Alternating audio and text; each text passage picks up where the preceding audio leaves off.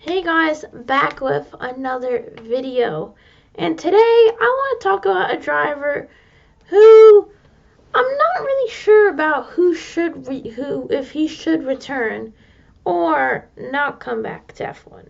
Because I think he's a very good driver on his day, but now being his age and also his final season F1 wasn't great. It's going to be hard where I think if he should join F1 or not. I'm, of course, talking about Nico Hulkenberg. He started the first two races of the 2022 season, covering for Sebastian Vettel with COVID, and it hasn't been great. Like, it definitely hasn't been great. In the two races that he did compete, I mean, it wasn't like an amazing season. Like, I think one was a P12. It was the first race in Bahrain was a P17, and the second race was a P12. But the P12 only because like 6 drivers DNF'd. And do I think he would get an F1? I'm not sure, but he does have experience, and we have seen that he can jump into a car and hit it very well. Think of last year at Silverstone. 2 years ago at Silverstone, he jumped into the car in his second qualifying. Yeah, I think it was his second qualifying or something like that, and maybe his first, and he put it P3, third in a racing point. I know it was like the third quickest car, but he put it ahead of Verstappen, Ricardo, his teammate Stroll did an amazing job. But he also did he raced 2 races in 2020. He raced technically it should have been free, but he had that problem at the first. I think yeah, it was the first race because like of a problem. But in 70th anniversary Grand Prix, he qualified in third on the second row. Fortunately, he was only able to make it to P7, so he did drop off. But then he will get one more chance at the Nürburgring at the Eiffel Grand Prix. Qualified 20th because he only had like a few days of notice that he would be racing there. But to be fair, he did recover all the way up to P8, so a very good job. And it's 2020 season. Although he only raced 2 races, he did a very well job. Got 10 points, and it was a very good job. But how is his career? Well, his first, he has won a lot. He won the Formula 3 Euro Series. He won Masters of Formula 3. He won the A1 Grand Prix. He won Formula BMW ADAC, and he won the GP2 Series in 2009. And his first season in F1, it was a very good one. I think he should have lost his seat, in my opinion. I definitely think he didn't deserve to lose it. He lost it to Pastor Maldonado. He finished 14th for 22 points. Although his teammate Barrichello did a lot better than him. He got 47 points. Barrichello. So very consistent. While Hulkenberg finished 14th with only 22 points. He did get a pole position though at Brazil, which was incredible. But then Nico Hulkenberg when Nico Hulkenberg sees a podium in his sights, he basically gets rid of it and he would finish it down. He will finish down in P8 for the Brazilian Grand Prix after getting that pole.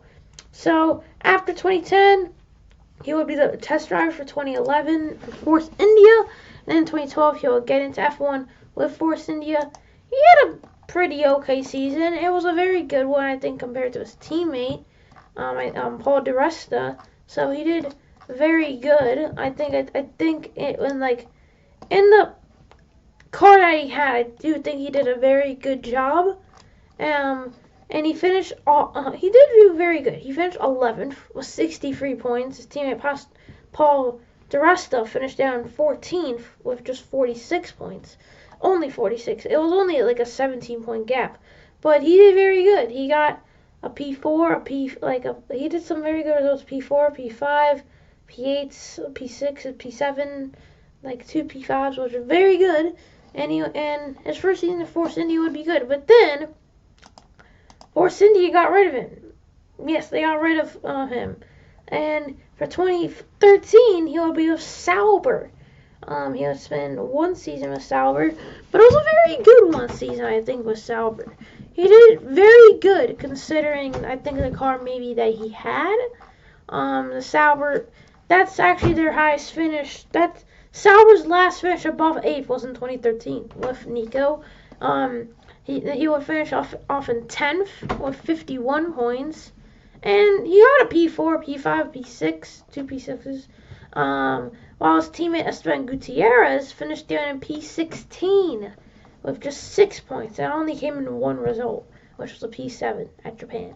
So, and also with his good work, Sauber will finish up in P7, like I said before. So the team, like Sauber, it wasn't great, like especially to his teammate. But 2014, he'll go back to Force India, and in 2014, he will be partner alongside Sergio Perez. And Perez, he did do good, but thankfully he did beat Perez. Perez got a podium, but Nico was very consistent. He finished 9th with 96 points, while Sergio Perez finished in 10th with 59 points. Although Sergio got that P3, he wasn't as consistent as Nico, who was very much fighting at the top. He got a lot of P5s, a few P6s, a few P7s, P8s, P9s, while Sergio got a P3, but his best finish other than that P3 was a P7. So, very good job by him. In 2015, he would stay again with Force India. I think this was the season that I do think Sergio Perez started getting better. Perez got a P3 at Russia, so very good. While Hulkenberg, he finished in 10th with 58 points. He lost to Perez, who had 78 points. Finished up in 9th. 2016, his final season at Force India, finished in 9th, so very good job. Finished in 9th. He wouldn't get a podium again, but he did finish 9th, 72 points. And he would get a P4, a few P7s, and a few P8s. But Sergio did a very good job, 101 points, and would finish P7. And at the end of 2016, Force India let him go, and they decided to we don't want to hear anymore. So 2017, he'll go to Renault, which was a very big step, and actually a step down actually.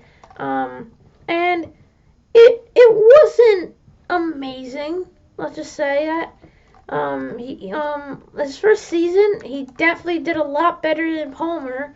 He finished in 10th in 2017 with 43 points, while his teammate Palmer finished in 17th with just 8 points.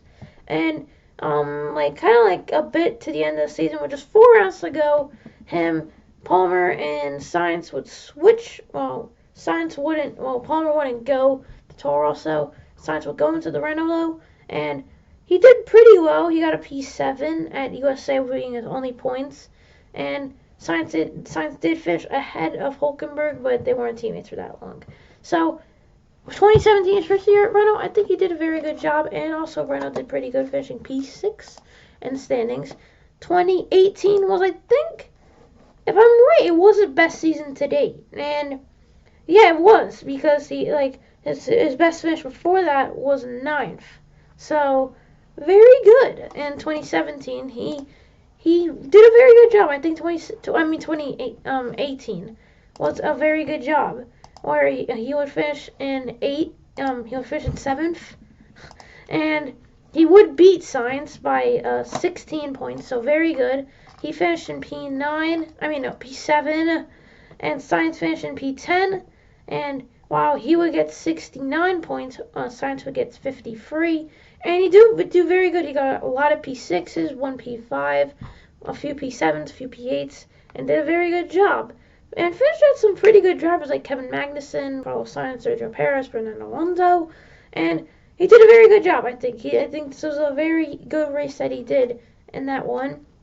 And 2019. Now this is his final full F1 season, and I think this one was probably his worst F1 season. Yeah, even worse than his debut, because he made a lot of mistakes, especially in qualifying.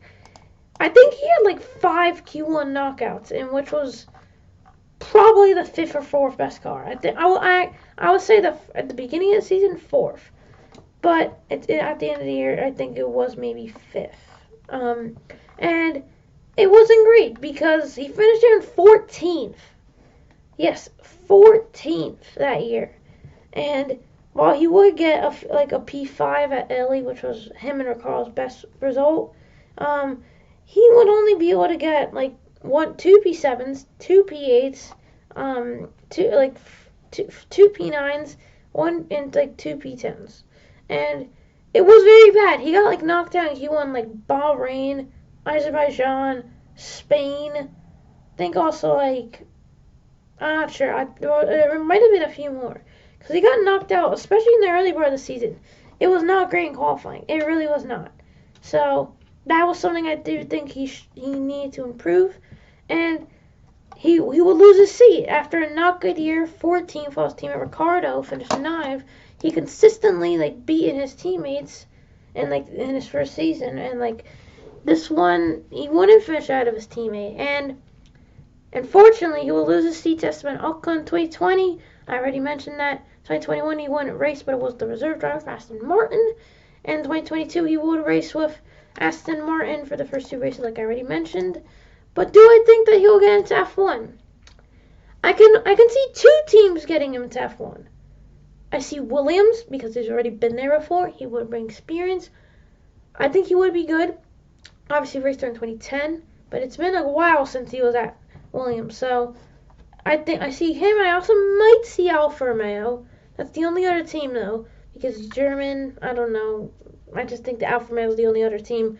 You could say Aston Martin, but unless something happens to the drivers, he's not going to get an Aston Martin seat. So, if I were to say if I think he will get into F1, no. I don't think Nico Hulkenberg will get back into F1 as a full-time driver because he's 34. He's turning 35 this year. He hasn't, his final season especially was not very great, and I just don't see it happening. I'm sorry, Nico, but I don't see it happening. I do not see Nico Hulkenberg getting back into F1. What do you guys think, though? Do you think that he will get back into F1? Do you think Nico Hulkenberg should be in F1? If you do or don't like the video, subscribe, comment down below, and I will see you guys next time. See ya.